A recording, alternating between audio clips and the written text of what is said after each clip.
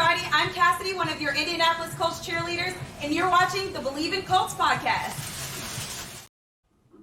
Welcome back to Believe in Colts. I'm Lawrence Owen. With me, as usual, are my guys Jerraud Powers and Rodney McLeod. And today we are going to talk about the second game in a row where the Indianapolis Colts are on the wrong side of an NFL record. Now, I'll tell you what, the first half of this game was absolutely astounding. You couldn't be more happier with how the defense and the offense with the Indianapolis Colts was playing in this game. It was just big play after big play after big play, and you thought that this was going to be an utter and complete blowout, 33-0 at halftime, while the Minnesota Vikings just seemed like they couldn't get anything on track, and then everything changed in the second half. Jerraud, what was your first initial thoughts watching this game? Well, I didn't get to see the first half. I had to go back and kind of watch some clips. Me and the family, we had a dang national basketball tournament in dang Texas, so I was able to kind of see the collapse instead of the good part. But one thing I'll say about games like that, and I don't know if Rodney ever played in a game like that, but I have, to where you can jump out on a team and get a nice lead, and you going into half, and the thought process, like the feel of the game, it's almost, sometimes as a team, you almost feel like, oh, we got this under control. Things are going in our favor. The Vikings don't got a shot. Rather, on the flip side, the Vikings are going into the locker room, more urgency. Hey, we got to do this better, do that better, just trying to fix things. And then when you come out in the second half, you almost can see the two, I guess, just the difference in the two sides as far as mentality. From our standpoint, you don't want to blow the lead, but from the Viking standpoint, everything is upbeat now. Everything is just going with a little bit more urgency. They just looking for more plays. But, it's the NFL, man. You're not going to find too many games to where you can just blow out a team 33-0. I mean, it just rarely happens in the NFL. And normally teams fight back to, I guess, to break that cushion, whether it's a 7-point game, 14-point game. But normally when teams have big leads in the first half, it always ends in like a one possession game, at the end of the game. And it's unfortunate, we was on the other side of that. And we still had our opportunities to kind of kill the game and take control and maintain control of the game. But I mean, got to tip your hats off to the Vikings. I mean, they do got the playmakers that can score points. They do got,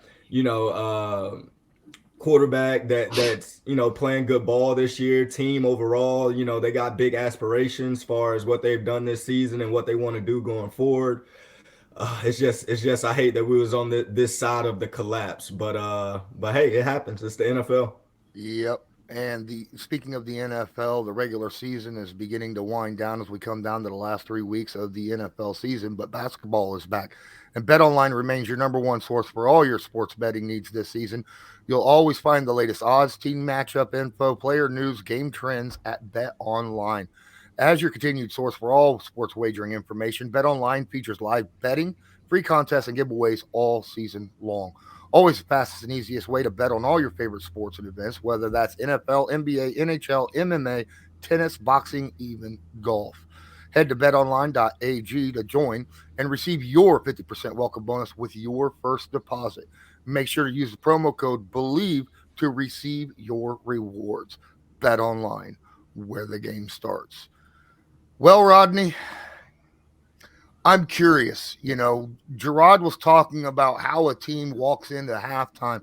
What was the feeling like at halftime? What was the talk? What was the speech? What was going on in that situation? The speech and mentality was don't let your foot off the gas. And I think we all felt, like we were in control of that game, but understood we still needed to come out with the same sense of urgency as we started this game, and have that same level of intensity. And knowing, defensively we were going to be up first, we responded well, in my opinion, right? Like that opening possession of that second half does set the tone naturally for that half. And when you look at it, I mean, we had one negative play after another to start that second half off. whereas like Jerraud said, they're now going to go up tempo. They did that. We responded and we answered the call. But as Jerraud knows, man, the quickest way for a team to close that deficit is to have explosives, right? Big plays. I mean, Yep. we know they're an explosive offense, but we are very good at eliminating explosives as a defense. We've been doing that an entire year, and particularly in that game, they weren't able to get much of anything. And so that is where it started for us, and being able to allow some of those big plays to happen early in that in the third quarter, and then also the one to end up tying the game. That came after the 4th and 1. So I feel like for us, as a team, we felt like we were going to go in there and really continue to do what we did in the first half. And that was said by players. That was also echoed by Jeff Saturday before we left out of that locker room. And I mean, for me as a player, I know how this game goes. I know that they're going to fight back. They're a good team. But never would I have thought that they would come back and, of course, end up on the winning side. And so that's the frustrating part. It really felt like a movie, to be honest. Something that you only see. You know what I'm saying? That's something that's just not real. And that was hard, man. It was embarrassing to kind of walk off that field and know that we were on the wrong part of history. But at the end of the day, man, it's nothing we could do about it now. We just got to learn from it, and we got to just, at the end of the day, put a complete game together. We talk about need to start fast and then, finish. And, that's just been the story for us, I think, this year. And another thing that, what you're fighting against when you're going against teams and you got a large deficit, like Rodney said, when you're giving up explosives, that means they're saving time on the clock for them to, have time to even come back, So a lot of times you want the offense to have to work for everything just because the clock is your enemy too at this moment. Like, it's not about them scoring, don't get me wrong, but if it's taking them 3, 4, 5, 6 minutes to score per possession, they're not even going to have that many opportunities to even come back, in the game just because of the clock. So when Rodney mentions the explosives, that means the clock is on their side as well. And now, you can feel once they had a few touchdowns and the game started to get kind of within reach, the pressure the offense was feeling because they can't go 3 and out now. Now they're feeling like, man, we need to sustain some type of drive to keep this clock going. But when you go out there and then they're 3 and out or 4 plays and out, 5 plays and out, whatever the case may be, and the Minnesota offense get the ball again, and the defense is back out there, and you look at the clock, and it's like, damn, it's still 10 minutes left, in this third quarter or whatever the case may be. So, you're going against not only, the urgency from the other side of the other team, but again, like I said, that clock, you're going against that as well. Yeah. Going over the stats of the game, like the traditional stats, I'm looking at the Indianapolis Colts won the turnover battle on paper. They won the time of possession battle on paper, but they lost penalties. They had 11 penalties in this game. 6 of them were defensive penalties that gave up first downs to the other team. How big is that for in a game? And you talked about, Rodney, that and Jerraud, that before games you get a scouting report on the referees. Did the penalty calls reflect that scouting report this week? No, not in any way. I don't know if we happen to touch on the referees, the crew, I guess you would say, for this particular game. We normally do, but I don't remember. But yeah, penalties do hurt you as well. They extend drives, and there were a few that were, we could say are questionable, but it happened, and we allowed them to just continue to have an opportunity, right? To be able to close the lead. And so that's the frustrating part as well. It takes so much, I guess, for you to actually blow a 33-point lead.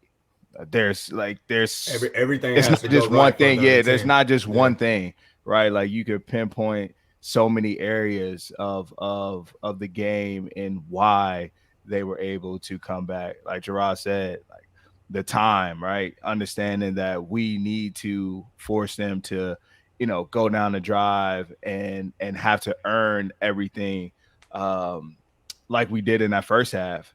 And then we can't have penalties, right, that are going to uh, allow them to now be able to line up again and continue to try to come back. So a lot goes into it, man, and yeah, it's tough. And But I was about to say, and when it comes to penalties, it's not just, any type of penalties. It's the big play penalties, the down the field DPIs, the personal fouls. Like those are the yeah, penalties that you can almost consider explosive plays. And that's what I yeah, mean by everything has to go right for a team to come back from 33 points to win a game. And some, like I said, some of those penalties contribute to some of the big plays that they were already having just an offense itself. So, as a coach or as a former player that, kind of studies the game and watch the game as a whole, I mean, you're adding that to explosive. So that's what I mean by everything has to go right to be in their favor to come back from that type of deficit.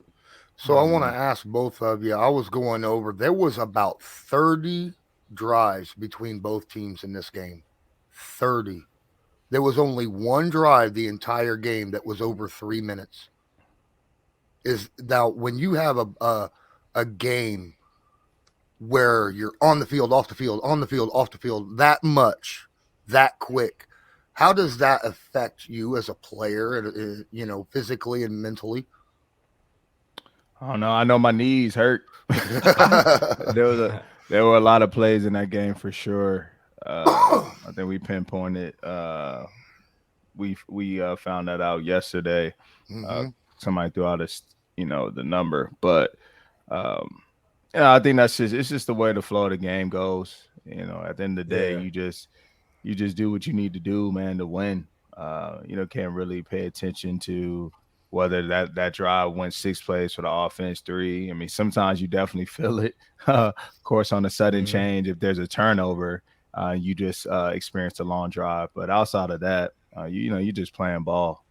And then at that same token, on the when you're the team that's up 33-0 as a secondary, you know what's coming. Like not specific play, but it's about to be up tempo. They're about to throw it a million times, and you can be in the best shape possible, but at some point your body's gonna fatigue Yeah, at the end of the day. So when Rodney say his knees hurt, I bet there's some other things that hurt as well, just because of all the running these guys have to do, man. Just when a team is playing up tempo and then you're throwing the ball, then you got to worry about where Cook is, where Thielen is, where is Jefferson is, all these weapons that they have. And when you're on the other side, when you're the Minnesota Vikings as an offense and you're a wide receiver, not saying you want to be down 33-0, but them knowing that they're about to throw the ball, I mean, they're all excited about those opportunities that are about to come. So it gets difficult at a certain point of the game, because as you can feel it from player to player, if a guy's starting to get wore down a little bit, if a guy is starting to you can see the breathing on the chest from the defense. You can just feel all those type of things. And like Rodney said, I mean, you just got to find or dig deep and just find some way somehow just to finish games. And I think that's been our problem all year.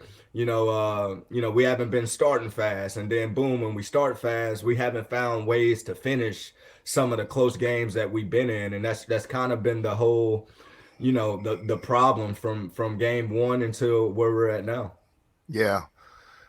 Last week, Jerraud, you and I talked about all the guys on the Vikings that big playmakers, Adam Thielen, Justin Jefferson, Cook. Obviously, we forgot about overall their tight end, Hawkinson, and then number 17, Osborne. What in the world? He had a career day. Was he on your guys' radar, Rodney? Everybody's on our radar. Well, We understood that he has speed, and so he's a threat. But he was definitely more involved in their run game. He was at the point of attack for majority of that. But you know how it goes, man. And as Jerraud said, when you now have to come back from a large deficit like they experienced, then the ball is going to be up, and they're going to be, it's nothing but pass concepts. And he was a guy that Kirk found a few times, and he was able to make some good plays. It amazes me, I guess, even when you're in the flow of the game, you don't realize, I guess, how many yards he actually had. It still seems, like surreal. Like, how did he end up with, I guess, that many? But credit to them. Yeah, absolutely. He actually, I'm sitting here looking at the stats right now, and it's funny because yes, he played amazing football, but it wasn't just him. Like I was saying, Cook had 190 total offensive yards, 95 through the air, 95 on the ground. He had two very, I would say, explosive screenplays, right? One of which went darn near the end. No, it did go the distance, didn't it? It ended up in a touchdown. How difficult is it to when you're in a zone, like you got this massive lead, right? And you're trying to protect against these deep pass plays or high impact pass plays, and then a team just goes to like a screenplay where they're able to set up their blocks before the defenders are able to get there because you're playing back a little bit. Is that how do you combat something like that?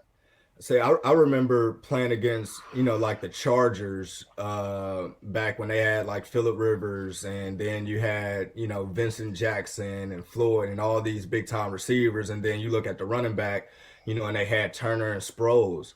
And Sproles used to always be that type of guy in key situations of the game where Phillip has just been taking shot after shot after shot, and then boom, it's a little quick little screen pass here or there, and the defense has gotten so soft up front just because you're trying to defend everything else, and then boom, one missed tackle on Sproles, you just know he can take it to the house. Everybody in the league know how explosive Dalvin Cook is. He's the type of guy, if one person miss, that can be the fate of the defense. He can take it to the house. So it's not like, you go into these games and it's almost like, hey, did y'all know that Dalvin Cook, is a great receiver as well? Like, of course you do. But at that key moment of the game, whether Rodney feels it or the defense as a whole feel it, but when a team is stormed back and now it's a one-score game, sometimes it's some pressure, going on, and you got guys out there that's not wanting to mess up and guys out there that can feel the energy starting to shift. You're on the road, the crowd is now back into it. The offense has a certain bounce and energy to their step now, and then boom, they hit a screen pass and we have a missed tackle or two or however many it was, and it's off to the races. I mean, you're talking Dalvin Cook, 4-2 guy, 4-3 guy, and he just adds to that weaponry that they have as far as just guys that's explosive and can take it to the house. And sometimes you just got to tip your cap to Minnesota with that play call, because I definitely wasn't expecting that screenplay right at that moment, but definitely wasn't expecting it to go to the house either. But those are the type of playmakers that they have. Yeah, definitely. I feel like they do. I mean, they had three guys with over 100 yards from scrimmage. Speaking of the big playmakers, last week Jerraud and I were talking about, guys that we feel like should be in the MVP conversation. Justin Jefferson's name came up. What are your thoughts about Justin Jefferson, Rodney? Yeah, he's a dynamic receiver. I mean, you throw it anywhere, he's gonna, he's likely to come down with it. That's what makes him, you know, him a part of that conversation, right? And particularly when it comes to MVP or Offensive Player of the Year, the ball is going to him, and guys are doubling him, and he's still finding ways to come up with the football, and he's done it at different points of the game, right? Obviously he's he's been at the point of attack and shown that he's capable of helping them win games. He is the go-to guy for 8. When you have to have it, when you need it, throw it to 18. He's going to find a way. And Buffalo probably the catch of the year, that grab that he made, No the one-handed question. grab on 4th and 18. That explains it all. You just put that one clip on, and as a defender what you're up against. And so we knew that. We put our best guy against their best guy, obviously, in Gilly. And so I felt like we did keep him contained for mass majority of that game, to be honest. But he's going to be around for a long time, man, and probably going to go down in history as one of the best to do it. I think they said that he's on pace to break the all time single season yardage record by 6 yards. He's on pace, but man, you're right. It's just crazy how good some of these young receivers are coming to the league, and just going by storm. But that jerk route he did on Gilly, man. I thought Gilly had a pick, and he even got me while I was watching. I was like, God, I was like, man, they come up with all type of, new type ways Game to run change. routes. No question, man. I was like, because Gilly had that right read. I would have done the return. same thing. I was looking, I would have been looking for that pick right there, because you think that the route is finished, and boom, he pivot back out. I'm like, man, but no, he's a hell of a player, man. See, it's funny because I was sitting there doing a live game reaction of that, and my co-host on that show was like, "What are you doing? You're so out!" And I'm like, he was trying to jump the route. He saw him run that shallow flat. He was running out of room and made that move back inside. He thought for sure he was cutting back in for that quick pass for a touchdown, and jumped the route. And Justin sold it beautifully. Yeah, sold that beautifully. Yeah, normally, you're expecting that return route to happen. And so Gilly played for the second move, but he had one more left. Yeah, one more. And you just charge that to the game. And I know Gilly was telling me, he's like, man, I thought I had that pick. And he was like, he hit me with one more move. Like, and what's so crazy about it, I bet there's like reps on film from previous games to where he ran the route that Gilly thought was coming, so those guys game plan as well. That's why I was just like, man, I said, that is tough. Like, that is tough right there. So, because it's 3 moves in one, it's flat, back end, and he returns again. You're just like, man, what am I supposed to do? It's tough. It's moments like that where I'm like, man, I'm glad I ended up switching positions. Speaking of safety, we ran a lot of threes. Blackman was in there a lot with. We had 3 safeties. Was Blackman playing a lot of corner? He plays nickel. Yeah. He played nickel for us. Kenny Moore. Yeah, with him down. Him down. Yeah. Yeah. What'd you think of the lineup, Jerraud, that we had in the secondary? I know you said you got to see the second half with Blackman playing nickel, and then our just the guys in general. What'd you think of how they played on defense? For the most part, I understand the Vikings have playmakers.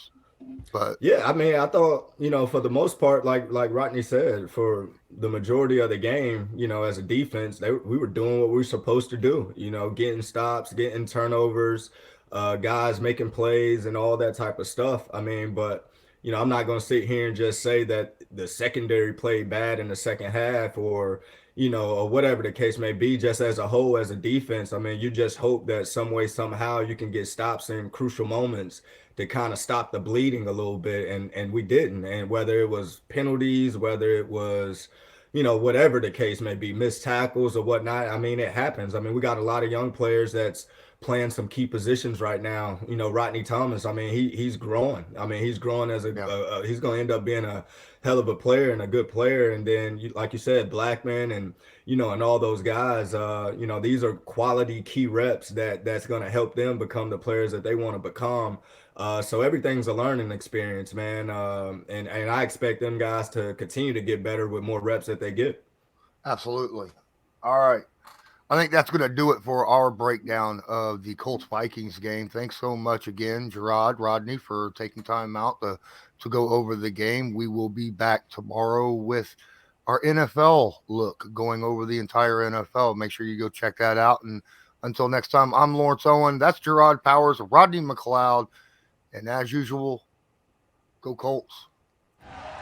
Do you believe?